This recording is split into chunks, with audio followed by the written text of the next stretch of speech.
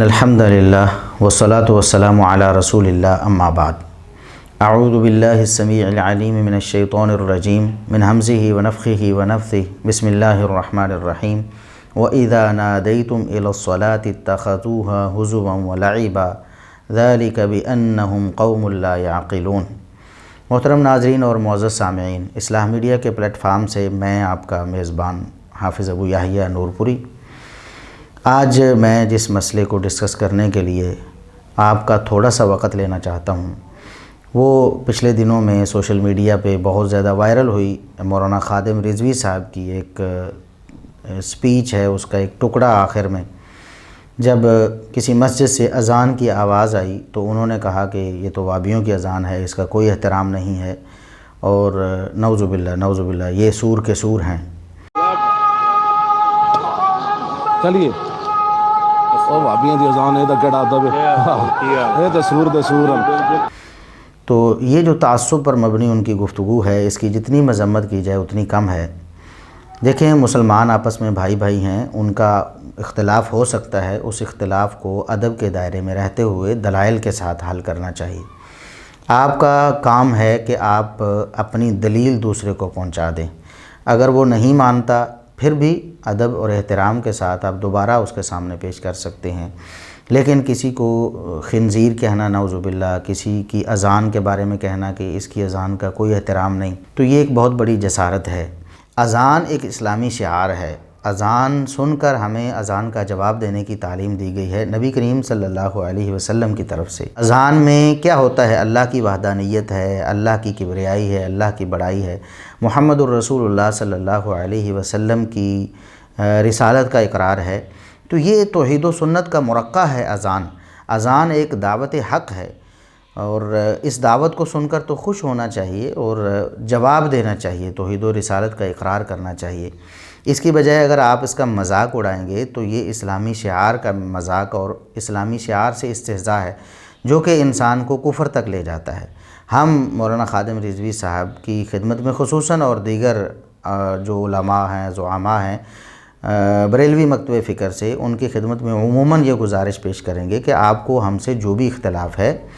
آپ کو جو بھی پرابلم ہے، وہ ہمارے ساتھ بیٹھ کے آپ ٹیبل ٹاک کر سکتے ہیں، دلیل کے میدان میں آپ بات کر سکتے ہیں احترام کے ساتھ۔ ہماری یہی کوشش ہے شروع سے، ہم تو کوشش یہی کر رہے ہیں الحمدللہ،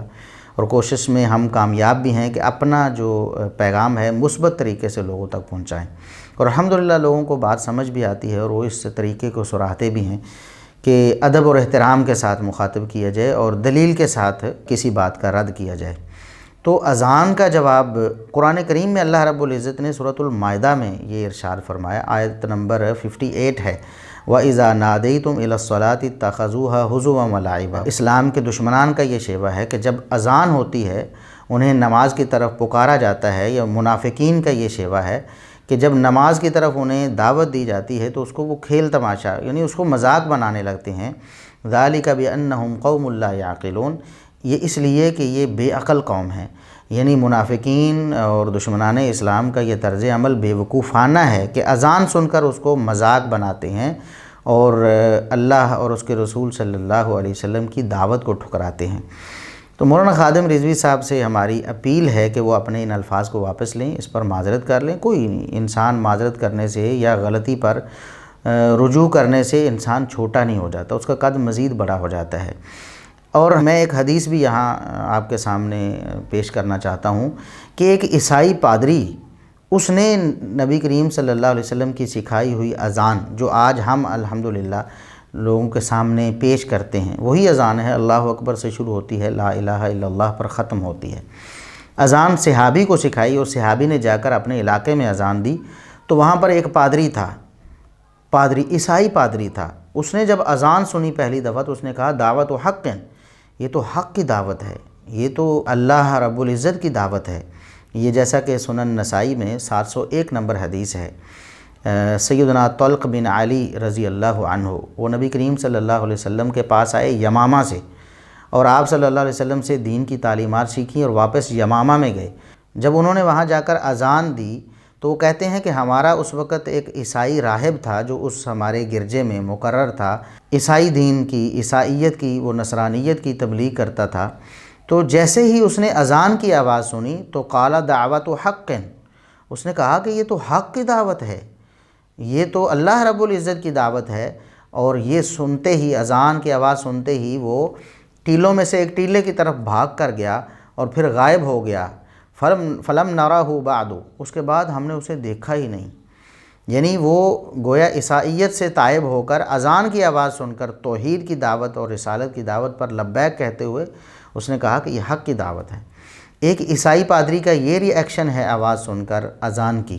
اور ادھر خادم رضوی صاحب کا یہ ری ایکشن ہے کہ وہ کہتے ہیں کہ اس کا کوئی احترام نہیں، یہ وہابیوں کی اذان ہے اور یہ سور کے سور ہیں، نعوذ باللہ نعوذ باللہ ثم نعوذ باللہ۔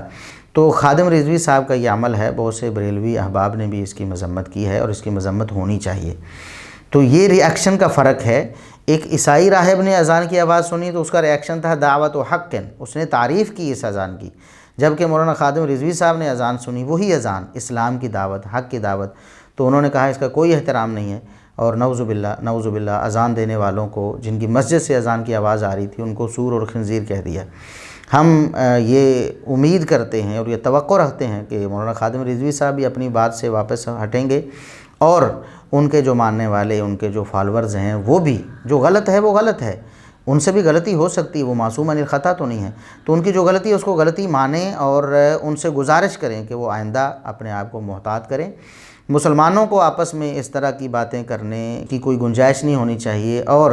اس کا نقصان کیا ہوتا ہے کہ جو ملحدین ہیں، دین بیزار طبقہ ہے، وہ ہمارے نوجوانوں کو اس طرح کی چیزیں دکھا کر یہ چیزیں کیش کرواتا ہے اور انہیں بتاتا ہے کہ یہ ملا، یہ مولوی، یہ مذہب پسند جو لوگ جو ہیں یہ آپس میں لڑتے بھڑتے رہتے ہیں، ان کا یہ جو مذہب ہے یہ ٹھیک نہیں ہے،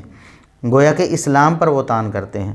تو ہمیں امید ہے کہ انشاءاللہ ہمارے بھائیوں کو بات سمجھ آئی ہوگی، اور اس طرح کی جو تنفر کی فضا ہے اور تشدد ہے، اسی سے جنم لیتا ہے، لوگ ایک دوسرے کے دشمن بنتے ہیں، لڑتے جھگڑتے رہتے ہیں۔ تو مسلمانوں میں اللہ رب العزت اتحاد اور اتفاق پیدا فرمائے، اور حق کی جو دعوت ہے اس کو قبول کرنے کی توفیق عطا فرمائے، اور جب اختلاف ہو تو اختلاف دلیل کے ساتھ اور ادب کے دائرے میں کرنے کی توفیق عطا فرمائے۔ وآخر دعوانا الحمدللہ رب العالمین۔